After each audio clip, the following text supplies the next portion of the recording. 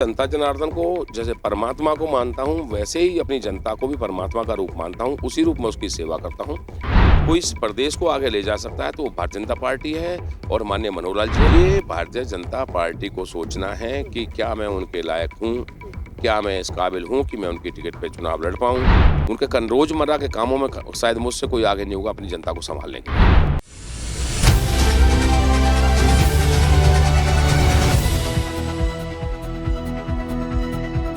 नमस्कार, मैं हूं मेहंदी गर्ग और आप देख रहे हैं हरियाणा आज जो शख्सियत हमारे साथ मौजूद है वो एक समय पर बसपा के साथ रह चुके हैं, एक समय पर वो बीजेपी के कद्दावर नेता भी रह चुके हैं और फिलहाल वो पृथला से निर्दलीय विधायक हैं। नयनपाल रावत जी, बहुत बहुत स्वागत है आपका हरियाणा आज पर। जी धन्यवाद। मैं हरियाणा आज चैनल का भी धन्यवाद करता हूँ कि सभी नुमाइंदों का, विधायक का, सांसद का, यह सभी का इंटरव्यू लेकर के हरियाणा की आवाज़ उठाने का जो ये चैनल काम कर रहा है उसके लिए ये चैनल बधाई का पात्र है। मैं अपनी विधानसभा की तरफ से इस चैनल का बहुत बहुत धन्यवाद करता हूँ। बहुत बहुत शुक्रिया अपना इतने अच्छे शब्द बोलने के लिए हमारे चैनल के लिए। तो हम सीधा पहले सवाल पर आते हैं सर। आपने बीजेपी से टिकट आपके पास थी बीजेपी से और पृथला में आपने बीजेपी से इलेक्शन लड़े, लेकिन जनता ने, पृथला की जनता ने आपको बीजेपी से विधायक नहीं बनाया। क्या पृथला की जनता ये इंतजार कर रही थी कि कब नयनपाल रावत निर्दलीय खड़े हो, इंडिपेंडेंट खड़े हो और हम उन्हें विधानसभा भेज दें?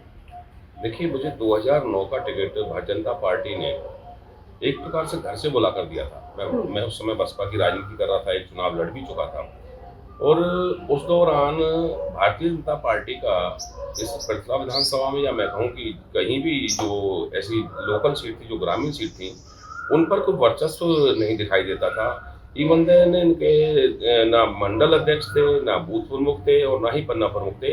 इस प्रकार की कोई टीम वहाँ नहीं थी। 2009 के बाद ज्वाइन करने के बाद जब मैं चुनाव लड़ चुका था तो 9 के बाद मैंने 14 तक पार्टी के साथ मेहनत की और एक-एक कार्यकर्ता को भारतीय जनता पार्टी के साथ जोड़ने का काम किया। और निश्चित तौर पर जो व्यक्ति मेरे साथ भारतीय जनता पार्टी में जुड़ा, उसका जुड़ाव मेरे साथ था। और निश्चित तौर पर एक 2009 का मैं कहूँ तो वो एक प्रकार का जो ना एक ट्रायल था। 2014 में भारतीय जनता पार्टी की हवा भी बनी, कार्यकर्ता इनके ग्रामीण क्षेत्र पर भी खड़े हो चुके थे। तो 2014 का जो चुनाव था मैं मामूली अंतर से हार गया था। ऐसा नहीं है कि भारतीय जनता पार्टी को वोट ना दिया। 1179 वोट से मैं 2014 का चुनाव हारा था। तो भारतीय जनता पार्टी की टिकट पर भी मुझे चुनाव जिताने की भरपूर कोशिश मेरी जनता ने की। लेकिन ऐसा क्या हुआ कि आपने फिर भारतीय जनता पार्टी को छोड़ के आपने निर्दलीय खड़े होने का विचार किया?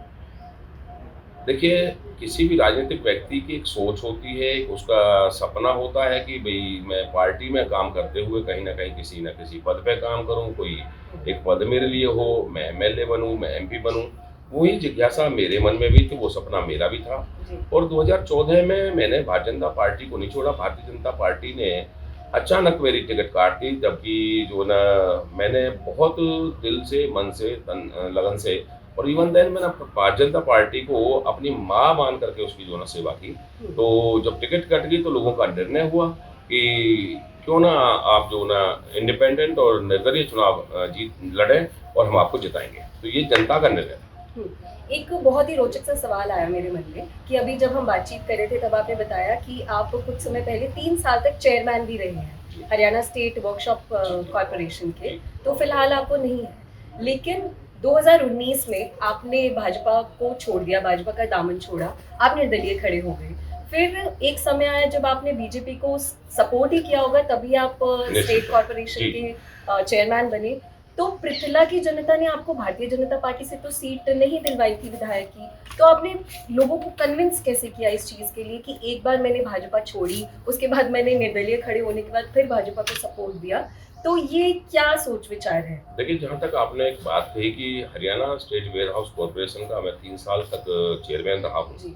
ये माननीय मुख्यमंत्री महोदय की और सरकार की अपनी विषय है और उनकी मेहरबानी है कि मुझे उसमें काम करने का मौका दिया। और मैं जहाँ भी काम करता हूँ बड़ी शिद्दत और लगन के साथ काम करता हूँ। और वेयरहाउस का चेयरमैन रहते हुए भी मैंने लगभग जब ज्वाइन किया तो उस पर 38 करोड़ रुपए का प्रॉफिट सालाना था, जिसको 2 साल के अंदर हमने 100 करोड़ रुपया सालाना प्रॉफिट करने का कार्य किया।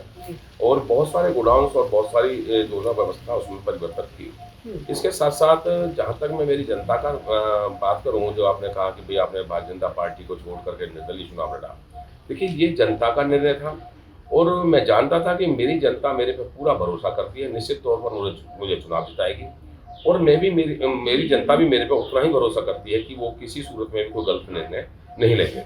जब मैं चुनाव जीता तो लगभग 4 से 5,000 व्यक्ति हमारे इकट्ठे हुए और मैंने उनसे सलाह-मशवरा किया कि भई अगर आप चाहते हो, क्योंकि पार्टी को मैंने कभी भी गलत नहीं बोला था। सबसे बड़ी बात ये है, अगर जी, मेरा चुनाव भी चल रहा था तो मैंने एक ही सवाल जनता से और अपने मंचों से साझा किया कि भारतीय जनता पार्टी मेरी माँ है और माँ से भी गलती हो जाती है। तो इसलिए, क्योंकि भारतीय जनता पार्टी ना केवल एक पार्टी है, ये जनहित के लिए एक संगठन है जो अंतिम व्यक्ति को आगे उठा कर के इस देश और प्रदेश की भलाई के लिए काम करता है। हुँ, तो मैंने फिर अपनी जनता के साथ जब बात की तो जनता ने मुझे भरोसा दिलाया मैंने कि भई मैं इस तरह जाकर क्षेत्र के विकास के लिए क्या भारतीय जनता पार्टी को समर्थन करूँ। तो मेरी जनता ने निर्णय लिया कि आप जा सकते हो और आप जो चाहो वो करो, हमें आप पर पूरा भरोसा है। तो उसके बाद में भारतीय जनता पार्टी को सपोर्ट करने के लिए पहुँचे। तो भारतीय जनता पार्टी को आप अभी भी माँ मानते हैं, माँ समझते हैं? देखिए, निश्चित तौर पर जिस संगठन में 10 साल काम किया हो हुँ, और उस संगठन में जैसे अगर कोई 3 दिन के लिए भी कोई रिलेटिव जब घर आ जाता है, तो उसे छोड़ने में या उसको विदा करने में जैसे तकलीफ होती है, तो मैं किसी सूरत में भी अपनी माँ से विमुख नहीं हो सकता और निश्चित तौर पर मैंने भारतीय जनता पार्टी को माँ मानकर काम किया, आज भी मानता हूँ और क्योंकि जनहित को लेकर के इस देश और प्रदेश की जनता के लिए जो कार्य भारतीय जनता पार्टी, माननीय मोदी जी, माननीय मनोहर जी करते हैं, जी, तो निश्चित तौर पर आज देश और दुनिया में तो हमारे देश की सभी सुधरी है। G20 शिखर सम्मेलन इस देश में होता है और आज दुनिया के देश ये आशा करते हैं कि हमारे इंटरनल मामलों में भी माननीय मोदी जी हमारी जो मध्यस्थता करें। तो ये एक बहुत बड़ा उदाहरण है देश को आगे ले जाने का, प्रदेश को आगे ले जाने का। तो इस जनता पार्टी को मैं सपोर्ट करता हूँ। तो फरीदाबाद से 6 सीटें हैं जिसमें 2019 में 4 सीटें भाजपा ने ले ली और 1 सीट मुझे लगता है कांग्रेस पार्टी की थी और निर्दलीय सिर्फ आपने वो सीट जीती थी। तो इस जीत को आपकी व्यक्तिगत जीत समझा जाए कि जनता का प्यार आपको मिला और नयनपाल रावत को उनके व्यक्तित्व की वजह से वो सीट मिली। देखिए, मैं जहाँ तक इस विषय में कभी भी बात करता हूँ, ये जीत और ये चुनाव, ये मेरी जनता का चुनाव था, मेरी जी। जनता की जीत है और एक सहानुभूति का चुनाव है। ये चुनाव मैंने जीता नहीं है, मुझे जिताया है, मैं हमेशा बोलता हूँ और मैं जनता जनार्दन को जैसे परमात्मा को मानता हूँ, वैसे ही अपनी जनता को भी परमात्मा का रूप मानता हूँ, उसी रूप में उसकी सेवा करता हूँ और मैंने मेरी जनता को ये भरोसा दिलाया था कि एक चुनाव मुझे आप जिताओगे, अगले 2 चुनाव मैं स्वयं जीतूँगा, ये मैं आपको विश्वास के साथ कहता हूँ और आज भी आपके मंच के माध्यम से मैं कहता हूँ, चैनल के माध्यम से मैं बताता हूँ जी। कि मैंने मेरी जनता को जिस प्रकार का प्यार, मान, सहानुभूति, देखिए डेवलपमेंट कभी भी पूरी नहीं होती। आज इस 75 साल की आज़ादी में हमेशा डिमांड बढ़ती गई हैं और वो डिमांड्स कभी भी पूरी नहीं होती। चाहे आप हाईवेज़ की बात करो, आप एयरपोर्ट की बात करो या अन्य बात करो या रेल लाइनों की बात करो या बिल्डिंग है, कोई चौपाल है, गली है और अन्य चीज़ें हैं। तो डेवलपमेंट कभी भी पूरा नहीं हुआ। 75 साल की आज़ादी में जी। इवन देन पीने का पानी तक जो ना कोई सरकार व्यवस्था नहीं करा पाई पूरी तरह से और जहाँ तक मैं समझता हूँ कि अब चाहे सेम की समस्या हो, चाहे पानी की समस्या हो या अन्य जनहित के जो कार्य हैं, डेवलपमेंट के साथ-साथ जिस प्रकार से माननीय मनोहर लाल जी, जिस प्रकार से माननीय मोदी जी समाज के मुद्दों को भी उठा कर के आगे लाते हैं और समाज को आगे बढ़ाने का कार्य करते हैं, तो डेवलपमेंट तो करते ही करते हैं, समाज के उत्थान के लिए भी बहुत सारे कार्य किए जाते हैं। तो इसलिए मैं समझता हूँ कि जनता को केवल प्यार और सहानुभूति देना, उसकी बात को सुनना, उसका निवारण करने की कोशिश करना, ये भी अपने आप में एक बड़ी बात है। तो इस प्रकार से मैंने मेरी जनता के साथ अपने आप को एक मिक्सर जो ना बनाया हुआ है और मैं उनसे किसी तरह से दूर नहीं रहता। तो अभी आपने डेवलपमेंट की बात की कि माननीय मुख्यमंत्री जी डेवलपमेंट के लिए काम कर रहे हैं, लेकिन अगर हम सीएमआई रिपोर्ट की बात करें तो बेरोजगारी के मामले में हरियाणा नंबर 1 पे बना हुआ है, जिसको लेके विपक्ष लगातार घेरे में लाके खड़ी कर देता है भाजपा सरकार को। तो इस पर आपका क्या कहना होगा बेरोजगारी पर? क्योंकि खट्टर साहब बेरोजगारी वाली बात पर कहते हैं कि ऐसा कुछ भी नहीं है, सीएमआई की रिपोर्ट्स कुछ और बताती हैं और विपक्ष लगातार सरकार को कटघरे में खड़ी करती है। देखिए, जहाँ तक बेरोजगारी की और रोजगार की बात है, कोई भी सरकार एक लिमिटेड रोजगार ही दे सकती है। जितनी भी पोस्ट हैं सरकार की या सरकार के जो अंडर आती हैं, वो लिमिटेड पोस्ट हैं। यही 3 से 4 लाख अधिकारी कर्मचारी काम करते हैं। उसमें से कुछ लोग हर साल रिटायर हो जाते हैं, कुछ नई भर्तियाँ करते हैं। और जहाँ तक मैं भर्ती की प्रक्रिया की बात करूँ, तो जिस प्रकार की भर्तियाँ, जिस प्रकार के रोज़गार माननीय मुख्यमंत्री मनोहर लाल जी ने अपने 2 कार्यकाल के दौरान दिए हैं, निष्पक्षता और जो है ना क्वालिटी, उसके बेस पर जो नौकरियाँ दी हैं, ये अपने आप में एक बहुत बड़ी बात है। मैं समझता हूँ कि आज हर गरीब का बच्चे को मौका मिलता है और उसकी क्वालिटी क्या है, उसमें टेस्ट दिया है, टेस्ट क्लियर किया है, तो वो अपने बेस पर नौकरी प्राप्त करता है। पहले की सरकारों में नौकरियाँ बिकती थीं, ठेलों पर दी जाती थीं। और जहाँ तक मैं पिछली सरकार की बात करूँ, तो 60,000 नौकरियाँ माननीय मनोहर लाल जी ने पिछले कार्यकाल में देने का कार्य किया।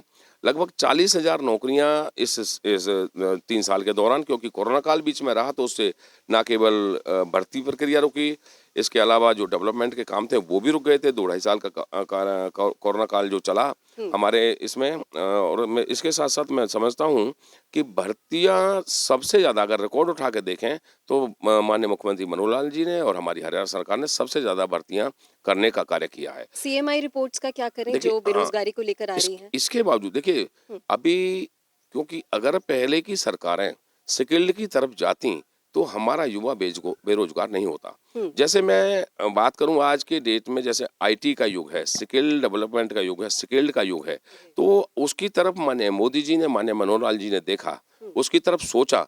आज अगर बच्चा स्किल्ड है तो वो काम कर सकता है। हर व्यक्ति के लिए सरकारी नौकरी नहीं मिल सकती।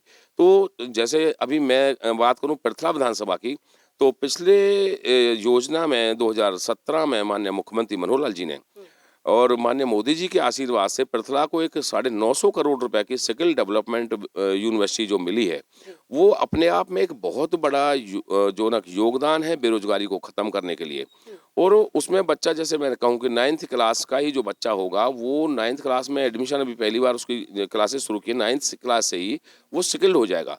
जैसे आप स्किल्ड हैं, आप जर्नलिस्ट बने, मैं स्किल्ड हूँ, मैं खेती कर सकता हूँ, और खेती के लिए भी आज के डेट में स्किल्ड होना बहुत आवश्यक है। तो अब स्किल्ड व्यक्ति का योग है, स्किल्ड युवा का योग है, तो सारे बच्चे अगर सरकारी नौकरी की तरफ, मैं कई बार वहाँ बैठा होता हूँ, तो युवा आते हैं, उनके और युवा भी नहीं आते तो उनके मदर फादर आते हैं और आकर के कि जी मेरे बच्चे को डीसी रेट की नौकरी लगा दो, डीसी रेट की नौकरी लगा दो। जबकि वो बच्चा टेक्निकल एजुकेशन लिए हुए है, कोई आईटीआई किए हुए है, कोई बीटेक किए हुए है, इंजीनियर किए हुए है, और वो आके डीसी रेट की नौकरी माँगता है। तो एक चलन सा बन गया कि भई हम सरकारी नौकरी में आप बैठे हुए काम करेंगे, बैठे हुए खाएँगे। तो मेहनत करना और मेहनत से आगे आना, उदाहरण के लिए अगर हम लोगों ने मेहनत की, हम एक छोटे से किसान परिवार से हैं, और लोगों के साथ और सहयोग से और रात और दिन काम करके पार्टियों में, संस्थाओं में, संगठनों में आज एक एमएलए जैसा पद अगर हमने प्राप्त किया, तो ये सब कुछ मेहनत और लगन के साथ होता है। बिल्कुल। तो अगर युवा मेहनत करेगा, लगन रखेगा, स्किल्ड बनेगा, तो किसी भी क्षेत्र में उन्नति करने का उसको मौका मिलेगा। चलिए, बेरोजगारी पर हमने आपका रुख जान लिया। भ्रष्टाचार पर हुँ। मुख्यमंत्री मनोहर लाल की सरकार कहती है कि नो टॉलरेंस पॉलिसी है। लेकिन अगर हम सरकार में बैठे ही लोगों की बात करें तो देवेंद्र बबली हैं, निर्दलीय विधायक गोलन साहब हैं और अरविंद शर्मा जी हैं जो लगातार भ्रष्टाचार को लेकर अपनी ही सरकार को घेरते रहते हैं। इसके अलावा एचएसएससी में एक नोटों से भरी हुई अटैची मिल जाती है। तो इसमें आप क्या कहेंगे भ्रष्टाचार को लेकर? देखिए, भ्रष्टाचार हमारा, मैं कहता हूँ कि देश और प्रदेश में भ्रष्टाचार बहुत पुराने समय से पनपता रहा है। लेकिन खट्टर साहब कहते हैं नो टॉलरेंस पॉलिसी है यहाँ जी, पर हरियाणा बिल्कुल में। ज़ीरो टॉलरेंस पॉलिसी के बेस पर हमारी सरकार काम कर रही है। और आप देखोगे कि सबसे अधिक, आप पीछे की सरकारों के कार्यकाल उठाओगे, हमारी सरकार के कार्यकाल उठाओगे, तो सबसे ज़्यादा अधिकारी, कर्मचारी या और कोई भी, चाहे इसमें नेता भी हो, हुँ, तो उसको भी नहीं बख्शा जाता। और बहुत सारे एक 6 के लगभग टीम इस तरह की बना रखी हैं, जैसे सीएम फ्लाइंग है, विजिलेंस है या अन्य ऐसी चीज़ें हैं, एसटीएफ है। तो जो मौके पर ही जाकर के पकड़ते हैं और उनको किसी प्रकार की रियायत नहीं मिलती। इवन देन किसी अगर कोई भ्रष्ट नेता या अधिकारी कर्मचारी या नेता पकड़ा गया है, तो किसी नेता को भी उसका जो ना मदद करने का मौका इस सरकार में नहीं दिया जाता। निश्चित तौर पर जो व्यक्ति भ्रष्ट है उसको पकड़ा गया तो वो जेल की सलाखों के पीछे ही जाता है। पहले की सरकारों में लेन देन करके सारे छूट जाया करते थे और ये रिकॉर्ड की बात है, मैं ये नहीं कह रहा। सबसे ज्यादा अधिकारी कर्मचारी हमारी सरकार ने पकड़ करके अंदर दिए हैं जिन्होंने भ्रष्टाचार किया है। और सरकार केवल एक व्यवस्था बना सकती है, एक कानून बना सकती है, क्योंकि ये जो भ्रष्टाचार पनपता है, चलता है, वो जनता का सहयोग भी उसमें बहुत जरूरी है। किसी काम को कराने के लिए जो काम हमें 1 हफ्ते के बाद हुआ मिल जाए या 1 हफ्ते के बाद मेरा होना है, मैं चाहूँगा कि उसमें 10,000, 20,000, 50,000 रुपए देके उसे आज ही बाई हैंड करा के ले जाऊँ। तो ये कहीं न कहीं जनमानस को भी सरकार का साथ देना पड़ेगा, प्रदेश की और देश की जनता को भी सरकारों का साथ देना पड़ेगा कि अगर उदाहरण के लिए एक बार माननीय मुख्यमंत्री बंसीलाल जी जब रहे, तो उन्होंने शराबबंदी की थी और शराबबंदी जब उन्होंने की, तो मैं समझता हूँ कि हमारे ही लोगों ने, हमारे ही जनमानस ने नए-नए तरीके अपना लिए थे शराब की स्मगलिंग करने का, शराब की तस्करी करने का। तो सरकार केवल उसके लिए कदम उठा सकती है, कानून बना सकती है, उसके लिए जनता को सहयोग देना भी बहुत ज़रूरी है, तभी हम इस भ्रष्टाचार से दूर जा सकते हैं, इसको उखाड़ के फेंक सकते हैं। चलिए, जनता के सहयोग की आपने बात की, लेकिन महंगाई को लेकर जनता भी लगातार आवाज उठाती है, विपक्ष भी लगातार आवाज उठाता है, चाहे पेट्रोल हो, रसोई गैस हो, ये मुद्दे विपक्ष तो लगातार उठा रही है।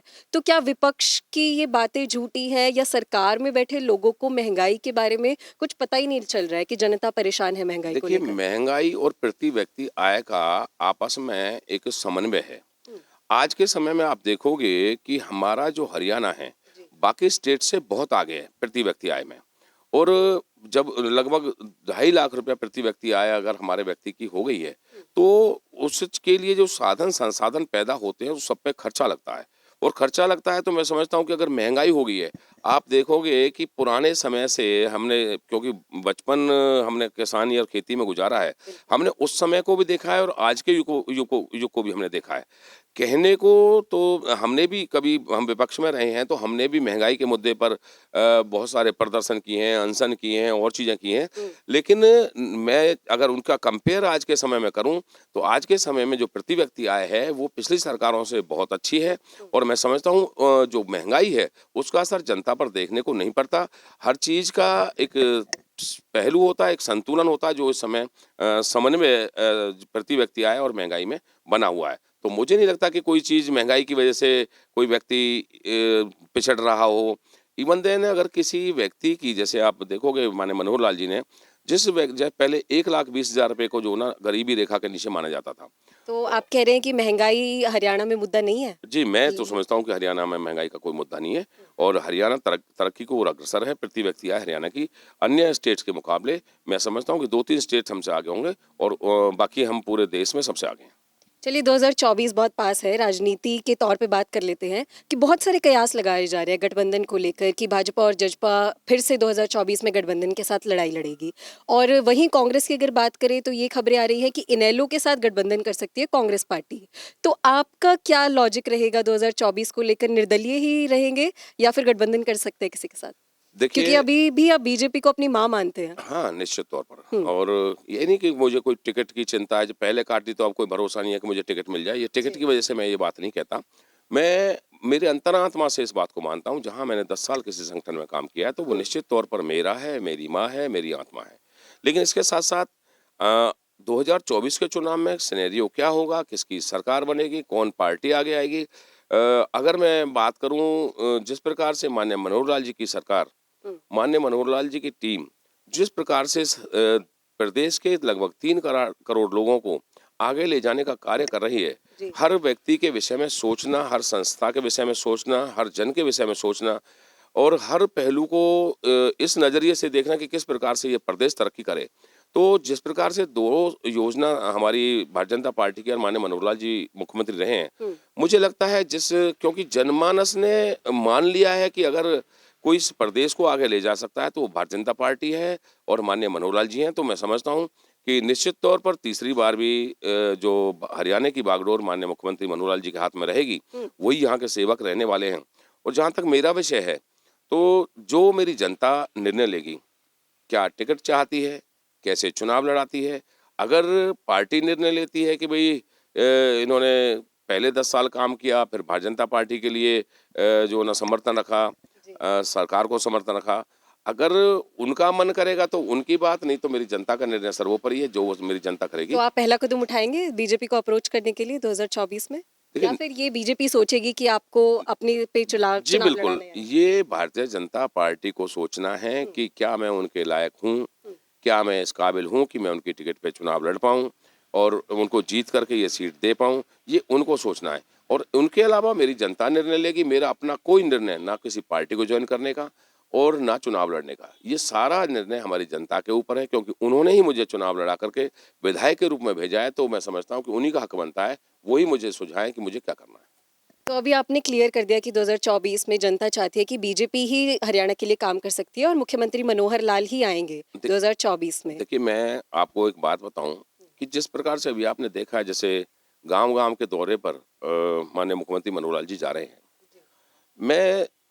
मेरे भी 50, 51, 52 साल की उम्र होगी और राजनीति को भी 20-25 साल से मैंने बहुत नजदीक से देखा है। जब पहले के मुख्यमंत्री हुआ करते थे, तो जिस जिले के वो होते थे, वो उन्हीं जिलों पर काम करते थे, उसके आसपास के जिलों पर काम करते थे। कभी किसी ने हरियाणा को पूरा हरियाणा एक, हरियाणवी एक नहीं माना। कभी किसी ने जातिवाद को दूर करने का नहीं सोचा, कभी किसी ने भ्रष्टाचार के विषय में नहीं सोचा। भ्रष्टाचार करने का तो सोचा, लेकिन भ्रष्टाचार को दूर करने का नहीं सोचा। लेकिन जिस प्रकार से जातिवाद से ऊपर उठकर, पूरे क्षेत्रवाद से ऊपर उठकर, हरियाणा को एक मानकर, हरियाणवी को एक मानकर, जिस प्रकार से प्रदेश की जनता को, प्रदेश के लोगों को और प्रदेश को आगे लेकर के माननीय मुख्यमंत्री मनोहर लाल जी जा रहे हैं, जी। आज ना केवल सत्ता पक्ष के विधायकों के, मैं समझता हूं कि जैसे अगर 25-25 करोड़ रुपया जो स्पेशल रिपेयर का पैसा हमारी सड़कों के लिए दिया है, तो वो केवल बीजेपी के एमएलए को नहीं मिला, निर्दलीय को नहीं मिला, जेजेपी को नहीं मिला, वो टोटल एमएलए जो हरियाणा की 90 असेंबली हैं, उन सभी मेंबर को मिला है। तो जब ये इस प्रकार की सोच कोई व्यक्ति रखता हो, तो निश्चित तौर पर वो हरियाणा को आगे ले जाने का काम कर रहा है। और मैं समझता हूँ जनता जनार्दन ऐसे व्यक्ति को और ऐसी पार्टी को कभी पीछे नहीं छोड़ेगी। तो मुख्यमंत्री मनोहर लाल खट्टर का जो दौरा है वो अभी कुछ समय पहले ही शुरू हुआ है। अगर विपक्षी पार्टियों की बात करें तो अभय चौटाला की पदयात्रा जारी है। कांग्रेस पार्टी की बात करें तो अभी उनका विपक्ष आपके समक्ष एक अभियान चल रहा है। आम आदमी पार्टी ने भी अपना एक अभियान चलाया हुआ है।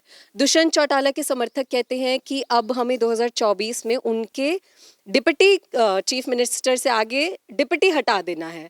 तो विपक्ष तो ये सब तैयारी कर रहा है, मुख्यमंत्री मनोहर लाल अभी फील्ड में उतरे हैं, तो इस सब चीजों को आप कैसे देखते हैं? देखिए, जनता का काम है मौका देना और उस मौके को भुना के रखना, उस मौके को बराबर रखना, ये सरकार का निर्णय होता है, पार्टी का निर्णय होता है। मैं समझता हूँ कि जैसे अभी आपने इनेलो की बात करी, इंडियन नेशनल लोकदल की, 10 साल लगभग इस प्रदेश की जनता ने उनको भी दिए और क्या उनसे कार्य रहे होंगे, उनसे जनता वाकिफ है कि आज उनको केवल एक सीट पर ला करके खड़ा कर दिया।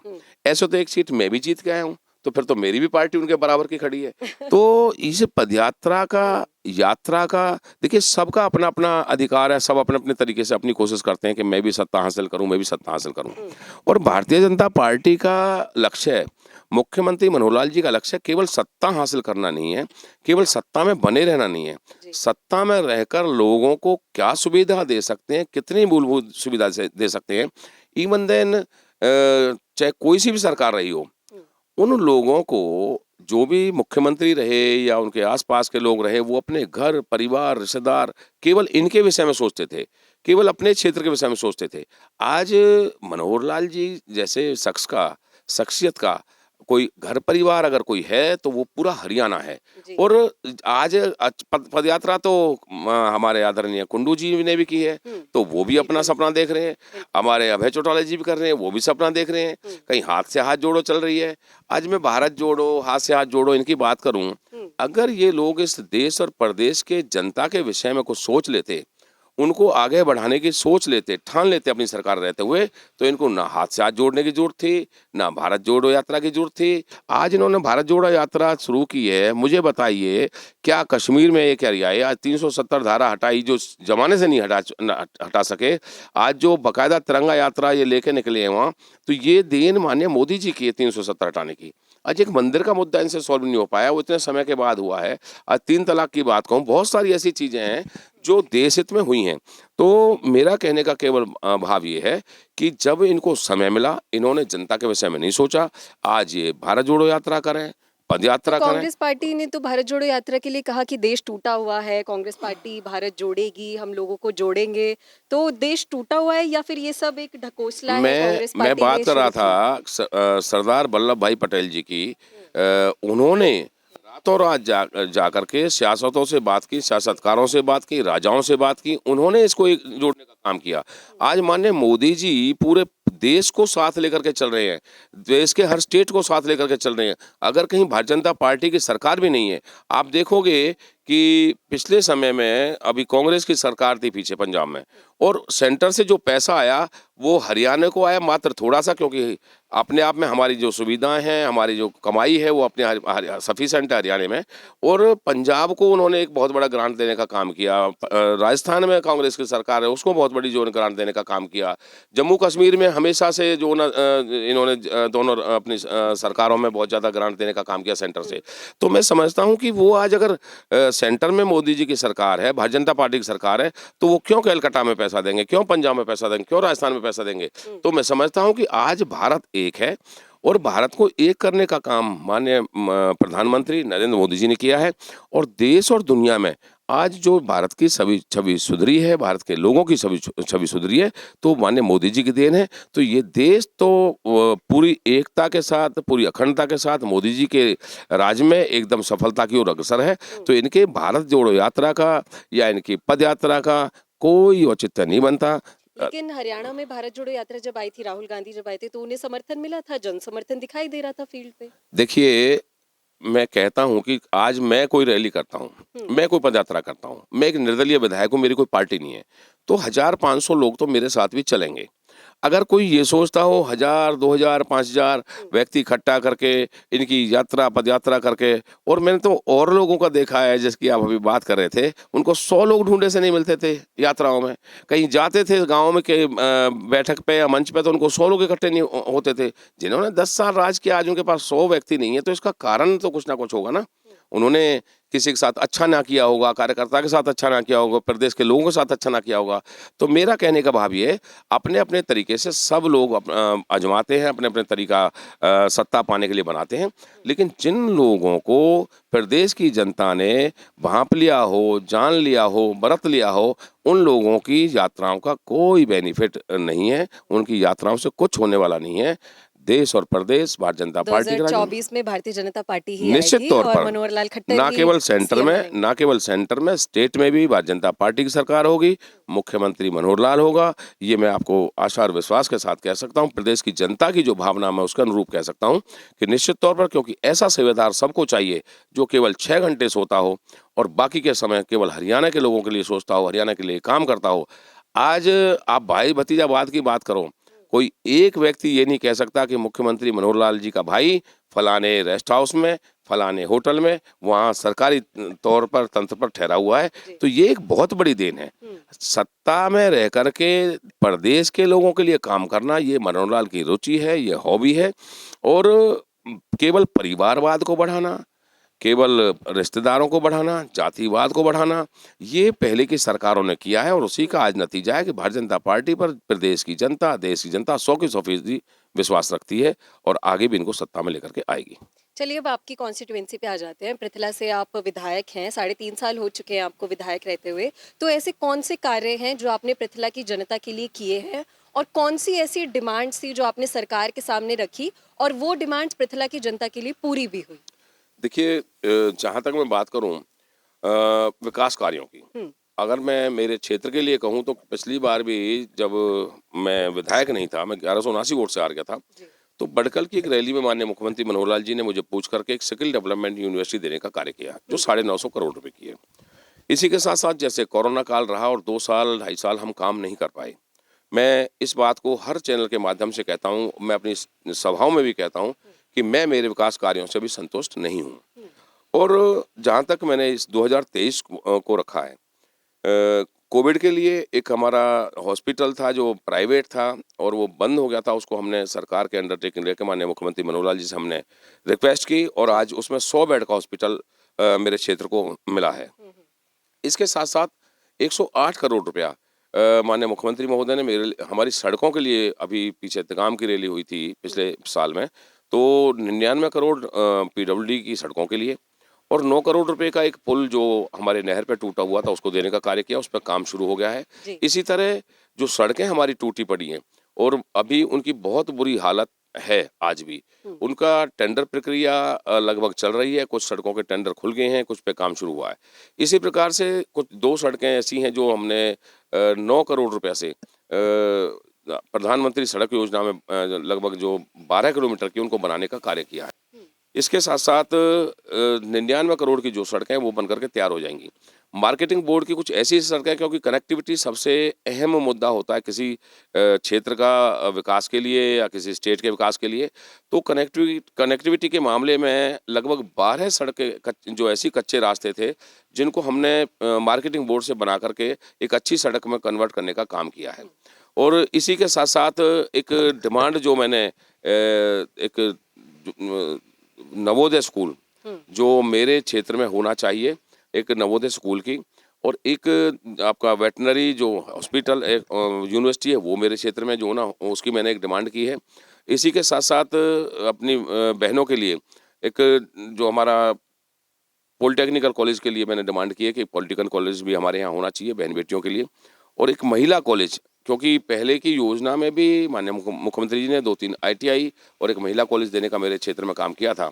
क्योंकि मेरा सारा का सारा क्षेत्र लोकल है, 104 गांव उसमें आते हैं, तो मैं समझता हूं कि जो हमारी बहन बेटियां हैं उनको तकलीफ कम हो, तो उसके लिए एक पॉलिटेक्निकल कॉलेज के लिए और एक अदद महिला कॉलेज के लिए जो फतेहपुर बलोच में बनना है, या उसके लिए हम बराबर के पहलादपुर गाँव में ज़मीन देंगे, तो उसकी डिमांड्स मैंने की हैं। तो ये डिमांड सरकार की तरफ से आश्वासन मिला आपको कि पूरी होंगी? देखिए, निश्चित तौर पर जैसे मैंने एक ही बार में कहा था और उसी समय 109 करोड़ रुपए की जो सड़कें हैं या एक वो पुल है वो मेरे लिए मंजूर कर दिया था। इसी के साथ साथ मैंने एक बघोला में जो एक ओवर ब्रिज के लिए, क्योंकि वो हाईवे पर पड़ता है तो दोनों तरफ बसा हुआ है, उसको भी मैंने जो ना अपना बनाने के लिए डिमांड की थी, वो मंजूर हो गया है और DNIT बन गई है, वो कभी भी काम शुरू हो जाएगा। तो बाकी बहुत सारी चीज़ें पिछले योजना में दे चुके हैं। अभी फ़िलहाल अगर मैं समझूं क्षेत्र में अगर किसी चीज़ की कमी है तो इन 2-3 कॉलेज या यूनिवर्सिटी के अलावा केवल सड़कों का बड़ा मुद्दा है, और मैं समझता हूं कि बरसात से पहले सारी सड़कों को हम दुरुस्त कर देंगे। और जनहित के लिए, जनमानस के लिए इन विकास के मुद्दों के साथ साथ मैं पर्सनली लोगों के हित में हर समय खड़ा रहता हूं। प्यार और मान देने में शायद मुझसे कोई आगे मेरे क्षेत्र के लिए नहीं होगा। कुछ ऐसी डिमांड्स भी हैं जो सरकार ने नेग्लेक्ट कर दी हो या उन पे ध्यान ना दिया हो? जी, ना तो मैं ऐसी कोई डिमांड देता हूँ और ना ऐसी कोई डिमांड मेरी नामंजूर की है।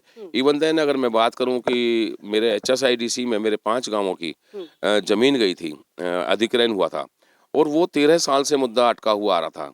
और मैं समझता हूँ माननीय मुख्यमंत्री महोदय ने मेरे एक रिक्वेस्ट पर उनको रिलीफ देने का कार्य किया, लगभग 15 करोड़ रुपया उनको छूट दी और उन 5 गाँवों के किसानों को जो उनको समस्या थी उससे निजात दिलाने का काम किया। मैं समझता हूँ जो 3 विधायक नहीं कर पाए वो मेरे कहने से माननीय मुख्यमंत्री महोदय ने इस सरकार में किया है। तो 2024 में पृथला की जनता आपको ही फिर से विधायक चुनने वाली है? देखिए, हर किसी का मन होता है, हर कोई व्यक्ति ये सोचता है कि मेरे साथ इतने बंदे हैं, मेरे साथ ये है, सिनेरियो अपने-अपने तरीके से बनाते हैं। और मैं अपनी जनता के दम पर, उसके विश्वास पर 100 की 100% ये कह सकता हूँ जी। कि मेरी जनता मुझ पर पूरा भरोसा करती है।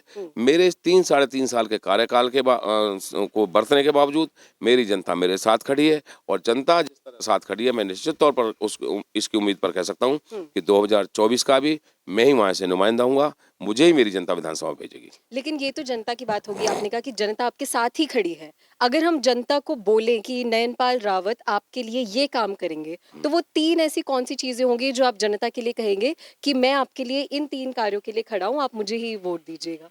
देखिए, मैं आपको इसके विषय में केवल एक ही बात कहूँगा। मैंने जैसे पहले बताया, 75 साल की आज़ादी से आज तक कोई भी व्यक्ति अपने कामों पर खरा नहीं उतरा। कोई भी सरकार बनी हो, कितनी भी उन्होंने घोषणाएं की हों, कितनी भी स्टेटमेंट दी हों, आज तक कोई अपनी घोषणाओं को पूरा नहीं कर पाया। जनता के लिए सर्वप्रथम काम होता है उसको मान मिले, उसको इज्जत मिले, जो मैं देता हूँ। फिर उसके काम का प्रयास, जो काम अभी होना है वो अभी करके देंगे, जो काम 4 दिन बाद होना है उसके लिए समय लेंगे, जो काम नहीं होना है उसके लिए स्पष्ट मना कर देंगे। तो जनता के साथ स्पष्टता रखना, उसके साथ ट्रांसपेरेंसी रखना, एक ये मेरा काम है। एक जनता को जिस प्रकार का मान सम्मान, क्योंकि पहले क्या था, मैं ही एक ऐसा विधायक हूँ जो अपनी जनता को अपना भगवान मानता हूँ, क्योंकि उन्होंने मुझे जिताया भी इसी प्रकार से है। तो पहले तो उनको सम्मान की ही जो बड़ी चिंता थी कि उनको कुछ सम्मान ही नहीं दे पाता था। बनने के बाद ऐसे समझते थे जैसे ये तो लोग आए गए हैं, इनका क्या है, उनसे अच्छे से मिलना नहीं, ठीक व्यवहार नहीं करना। जो सबसे बड़ी मेरी कामयाबी का राज है, वो जनता को जनार्दन मानकर, भगवान मानकर, आज विधायक बनने के बाद भी उसकी पूजा करता हूँ। जितना काम उसका होने के लायक होता है उसको तुरंत करता हूँ, नहीं होने के लायक होता उसको मना करता हूँ और उसकी सेवा में हमेशा तत्पर रहता हूँ। आज भी जैसे उनके बीच में पहले बैठता था, विधायक बनने के बाद भी आज उनके साथ बैठता हूँ। इवन देन मंच भी मैं यूज़ नहीं करता हूँ, उनके साथ नीचे बैठता हूँ और जो काम उनके रोजमर्रा के कामों में शायद मुझसे कोई आगे नहीं होगा अपनी जनता को संभालने के लिए। तो ये डेवलपमेंट तो एक समय है, सिस्टम है कि भाई एक ही चीज़ ये पैदा होनी है, लेकिन उस क्षेत्र के लोगों को बराबर सम्मान देना, उनकी रोजमर्रा की बातें सुनना, उनके सम्मान में कोई ऐसी बात ना हो जो उससे उनको ठेस लगे, ये सबसे पहला कार्य है जो मैं अच्छे से कर लेता हूँ और इसी का कारण है कि जनता मेरे साथ खड़ी है। चलिए 2024 में बेशक आपको जनता वोट करे, आपने इतनी सारी अच्छी बातें कही हैं जनता के लिए, लेकिन मेरा अगला सवाल रहेगा कि मोदी जी के बारे में अभी आपने बहुत से तारीफों के पुल बांधे कि डेवलपमेंट के लिए लगातार भाजपा सरकार काम कर रही है। तो अभी फिलहाल में जो सबसे बड़ा मुद्दा चल रहा है राहुल गांधी को लेकर, उनकी सदस्यता रद्द कर दी गई, तो विपक्ष कह रही है कि भाजपा सरकार विपक्ष को खत्म करने की प्लानिंग में है, या एक तरीके से ये पूरा एजेंडा है कि विपक्ष को खत्म कर दिया जाए। और राहुल गांधी की सदस्यता रद्द कर दी गई, उनका बंगला छीन लिया गया। तो इस पूरे मुद्दे पे आप क्या समझते हैं कि क्या हो रहा है ये आखिरकार? देखिए, इसके लिए मैं सबसे पहले तो एक बात कहूँगा, हम्म। राजनीति एक अलग विषय है हम्म। और अपनी भाषा पर नियंत्रण रखना। आपने मेरा इंटरव्यू लिया है, मैंने किसी को कोई अपशब्द नहीं कहा। अपनी भाषा को कंट्रोल में करके, अपनी वाणी पर संयम रख करके व्यक्ति को अपनी बात कहनी चाहिए, चाहे वो सदन के माध्यम से, चाहे वो संसद के माध्यम से और रैलियों के माध्यम से भी। इवन देन मैंने अभी आपको एक उदाहरण बताया कि भारतीय जनता पार्टी के टिकट काटने के बावजूद भी अगर मैं इनके साथ बैठा हूँ तो इसमें कहीं ना कहीं मेरी सोच होगी। मैंने अपने मुंह से कोई गलत बयानबाजी नहीं की, कोई ऐसा ना बोला जिससे मेरी पार्टी को ठेस लगे या मेरे मन को कहीं आज इनके समर्थन करने के लिए ठेस लगे कि जिसको मैं इतना दूर समझूं, इतना गालियां दूं। तो कई बार सदन में, और मैंने सदन के माध्यम से भी ये कहा था कि लोगों को सदन की मर्यादा को ध्यान में रख के बोलना चाहिए, व्यक्ति की मर्यादा को ध्यान में रख के बोलना चाहिए, अपनी बात को ऐसे तरीके से उठाए कि किसी व्यक्ति को ठेस ना लगे। किसी भी व्यक्ति पर, चाहे कोई छोटा है या बड़ा है, राजनीति में है या व्यापार में है, जब आप गलत भाषा का इस्तेमाल करोगे तो पार्टी, कानून अपना काम करेगा ही करेगा।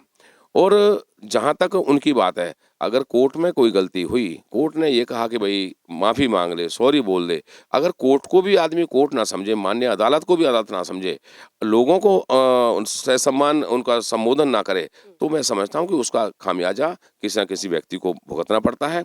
और कानून से ऊपर कोई भी नहीं है, ना माननीय मोदी जी हैं, ना माननीय मनोहर जी हैं, ना कोई प्रदेश और प्रदेश का और व्यक्ति है। तो कानून जब अपना काम करता है तो उसके आगे किसी की नहीं सुनी जाती। तो मैं समझता हूँ कि इस विषय में जो कानून ने निर्णय लिया है, कोर्ट ने निर्णय लिया है, वो अपने आप में जो ना एक समाधान है जो सामने आ रहा है। चलिए, बहुत राजनीति की बातें कर ली। मेरा आखिरी सवाल रहेगा आपसे कि राजनीति से हटकर नयनपाल रावत की क्या हॉबीज हैं, क्या करना वो पसंद करते हैं? देखिए, मेरा राजनीति में रहकर भी और राजनीति के अलावा भी मेरा हर जन को, हर जीव को, ईमन चाहे पौधे हैं चाहे पेड़ हैं, मैं सबकी खुशहाली देखना चाहता हूँ। चाहे डॉग्स हैं चाहे कोई और चीज़ है, हर जन से प्यार करता हूँ, हर जीव से प्यार करता हूँ। और मुझे लोगों की सेवा का सबसे बड़ा शौक है। कल मैं एमएलए नहीं था, मैं तब भी लोगों की सेवा करता था। और केवल मैं मेरे क्षेत्र के लोगों से नहीं बंधा हुआ कि मैं केवल, अगर मैं पृथला का विधायक हूँ तो मैं पृथला के लोगों की सेवा करता हूँ। आज आप देखोगे कि जैसे मुझे माननीय मुख्यमंत्री मनोहर लाल जी की मेहरबानी से, सरकार की मेहरबानी से ये मकान मिला, तो मैंने जब इसमें पहले दिन शिफ्ट किया तो मैंने बाहर खड़े होकर के एक वीडियो जारी की थी कि ये मकान, ये ठिकाना, आशियाना मुझे पृथला क्षेत्र के लोगों की मेहरबानी से, माननीय मुख्यमंत्री मनोहर लाल जी की मेहरबानी से, परमपिता परमात्मा की कृपा से मिला है। जी। ये हरियाणा सरकार की संपत्ति है, हरियाणा के लोगों की संपत्ति है। अगर पृथला क्षेत्र के अलावा किसी भी क्षेत्र का व्यक्ति अगर यहाँ आता है, उसका नुमाइंदा, उसका विधायक उसको ना मिले, तो यहाँ आकर के मेरी सेवाएँ ग्रहण कर सकता है, यहाँ आकर के रुके और खाना-पीने की सेवा जो मैं उसकी करूँ। तो ये सोच केवल मैंने इसलिए रखी है क्योंकि ये हमारी नहीं है, ये हरियाणा के लोगों की है, हरियाणा के लोगों की संपत्ति है। हमें तो कुछ समय के लिए ये मिली है। तो ऐसे वक़्त में आप सोचो कि मुझे क्या पड़ी है कि मैं बाहर के लोगों को बुलाकर यहाँ सेवा करूँ। जी। मैं यहाँ नहीं भी होता हूँ, तो भी 10-20 लोग यहाँ हरियाणा के आकर के मेरे लोगों की और मेरी सेवाएँ ग्रहण करते हैं। तो मेरा कहने का भाव ये है कि हर समाज के लिए काम करना, अपने समाज के लिए काम करना, लोगों के लिए काम करना, लोगों के से मतलब उनके साथ इतना अच्छा किया जाए कि वो आपको हमेशा दुआ देते रहें। और राजनीति को सदैव नहीं रहती, एमएलए, मुख्यमंत्री, सरकार सदैव नहीं रहती, लेकिन व्यक्ति सदैव रहता है, उसका व्यक्तित्व सदैव रहना चाहिए। मैं ऐसे काम करता हूँ और हर जन की सेवा, हर मानस की सेवा, हर जीव की सेवा मैं बहुत अच्छे तरह से करता हूँ। खेलने में मैं काफ़ी मेरी रुचि रही है। मैं कबड्डी का कैप्टन रहा हूँ, बॉक्सिंग मैंने खेली है, रेस मेरी 10 किलोमीटर, 5 किलोमीटर बहुत ज़्यादा है, खिलाड़ियों को मैं बहुत ज़्यादा सम्मान देता हूँ, फौजियों को बहुत सम्मान देता हूँ और आरएसएस के जो बंदे क्योंकि वो भी देश के लिए फौजियों की तरह काम करते हैं, तो उनको सम्मान देता हूँ। तो और मैं स्त्री को सम्मान देता हूँ, बच्चों को सम्मान देता हूँ। इवन देन जो छोटे बच्चे हैं वो मेरे साथ एक प्रकार से जैसे ही मैं गली में उतरूँगा तो वो 15-20 बच्चे मोहल्ले के आएँगे और वो मेरे साथ ही हैं, जब तक मैं सोऊँगा मेरे साथ रहेंगे। तो हर जन से मैं प्यार करता हूँ। जैसे ही मैं आऊँगा, रावत अंकल आगे फिर वो अपने शाम को मेनू देंगे कि हमें आज क्या-क्या खिलाओगे, तो उनको मैं इस तरह से जो है ना सम्मान देता हूँ। चाहे वो मेरा पीएन है, चाहे मेरा चौकीदार है, चाहे मेरा गनमैन है, सबको मैं बराबर बिठाता हूँ, हर किसी को बराबर समझता हूँ। बहुत ही अच्छे विचार हैं आपके जनता के लिए, लोगों के लिए। और बहुत-बहुत शुक्रिया हमें टाइम देने के लिए और हरियाणा आज के साथ इतनी बातचीत करने के जी, लिए। मैं भी हरियाणा आज को बहुत-बहुत बधाई देता हूँ। परमपिता परमात्मा से विनती करता हूँ कि ये चैनल भी अपने आप में आगे चल करके बहुत ऊंचाइयों को छुए और इसकी पूरी टीम के लिए मैं बधाई देता हूँ कि हरियाणा की बात को, हरियाणा के लोगों की आवाज़ को उठाने का काम कर रहे हैं। सभी चाहे वो एमएलएज़ हैं, एमपी है या कोई अन्य नेतागण हैं, उनके पास जाकर हरियाणा की आवाज़ उठाते हैं, तो उसके लिए भी ये चैनल मेरी तरफ से बधाई का पात्र है। बहुत-बहुत शुक्रिया आपका। Thank you. तो अभी आपने सुना, ये थे हमारे साथ पृथला कॉन्स्टिट्यूएंसी से एमएलए नयनपाल रावत जी, जिन्होंने बहुत ही बेबाकी से हर एक सवाल का जवाब दिया। आप ऐसी ही शख्सियत और ऐसे ही बड़े-बड़े नेताओं से हमारी बातचीत सुनने के लिए हमारे चैनल को ज़रूर फॉलो कीजिए और ज़्यादा से ज़्यादा इस वीडियो को शेयर कीजिए, ताकि सिर्फ ये बात पृथला की जनता तक ही नहीं, हरियाणा की पूरी जनता तक पहुँच सके। बहुत-बहुत शुक्रिया आपका, धन्यवाद। कैमरामैन दीपक के साथ मैं मेहंदी गर्ग, हरियाणा आज।